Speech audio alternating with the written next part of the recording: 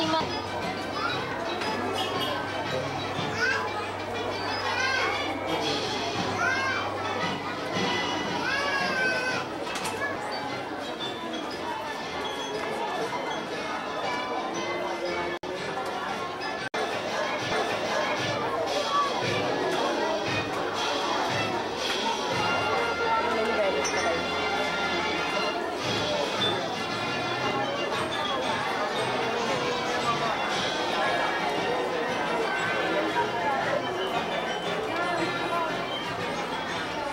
we also have Angelo P. Arenas, silver medalist.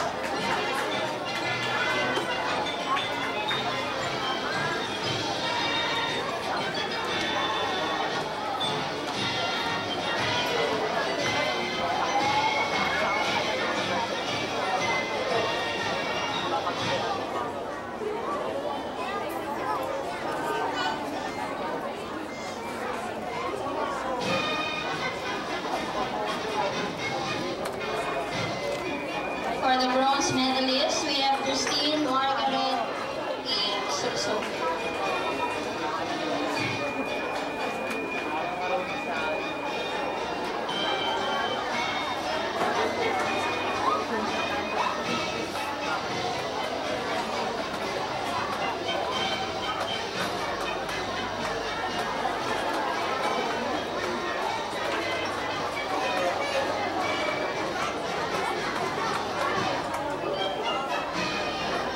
Next, Edison and Supertilio.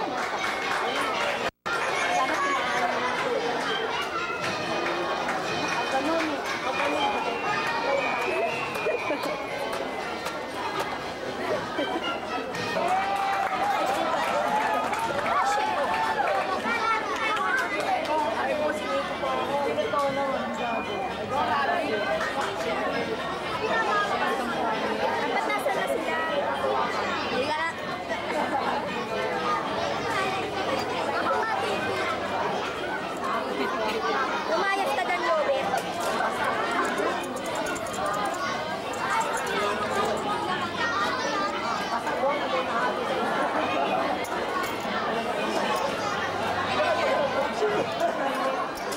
Another silver medalist, Michi D. Salvador.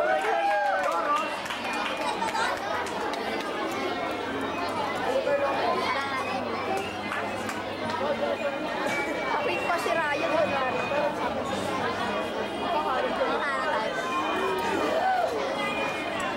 Hindi talaga si Carly. Bakit kasi si Joey hindi pa? Yung ulo na.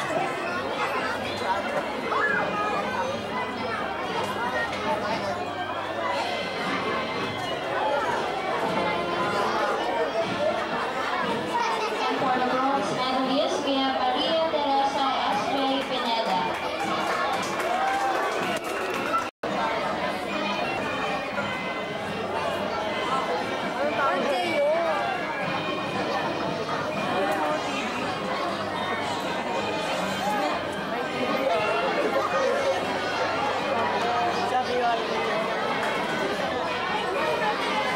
We now come to the third year under the advisory class of yours truly. We have gold medalist Katrina A. Uy, naka-on po. And for the silver medalist, Apo na pa. Evelyn B. Galera. Saan yan? Ay, baka na, nakita yung ganun.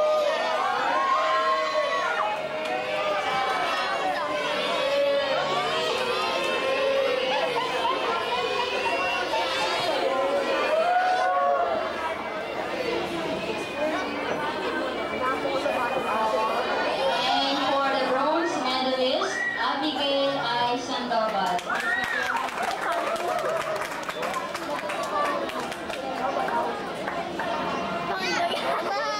Si Jeyu eh. Jeyu, ulo mo eh.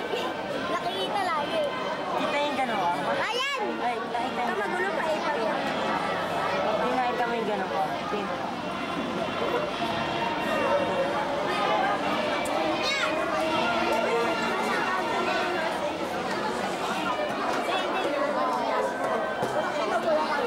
Tinanggal ko. Sino ba? Kasama. Wala, huli talaga. Ito natin sama. Ikaw si Domet, ako si Mary Ann, si Ayan, sino pa yung pangalan? Siya pala. Ulo mo! Si Jerry. Punta kami sa inyo 7 ah. Philip. Sabi niya, And ladies and gentlemen, a round of applause for our academic awardees. Let's now hear the graduates for the Pledge of Loyalty to be led by Caroline Patamanan, grade 6 pupil.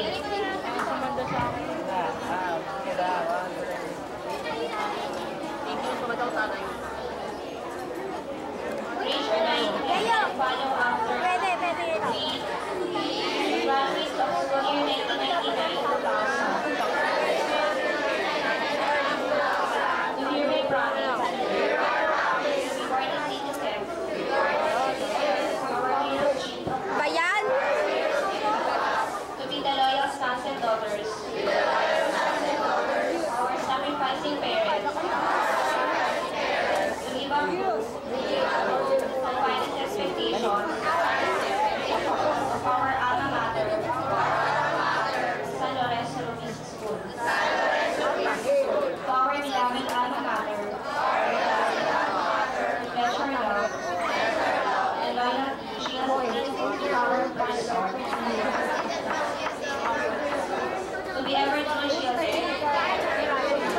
San Lorenzo Luis School. So help us God. sa surgery na naman ako,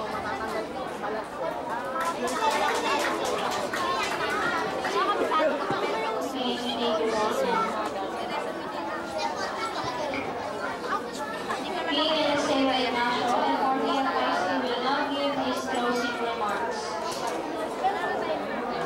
para makapakita mo na rin dyan.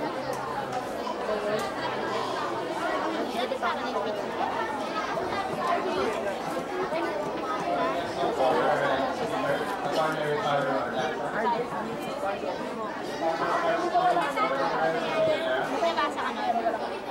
Our beloved directors, Mrs. Tasodela, head of our high school department, Ms. Gemma Galera, teachers, parents, and friends, good evening.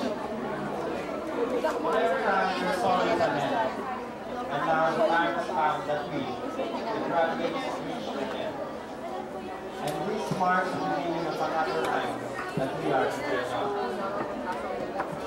And this one, as we walk on, we always treasure the memories of our past in this school. We will never forget our dear teachers who molded us of what we are now. And of course, our beloved and most honored parents who struggled so hard for our studies so that we will be useful and law-abiding citizens someday.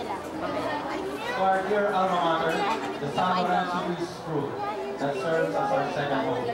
Atop all of this is our God Almighty, who made all these things possible. Ahead of us are another challenges and struggles that we will be facing. But then, we don't lose our confidence, because San Lorenzo Luis School and its dedicated teachers,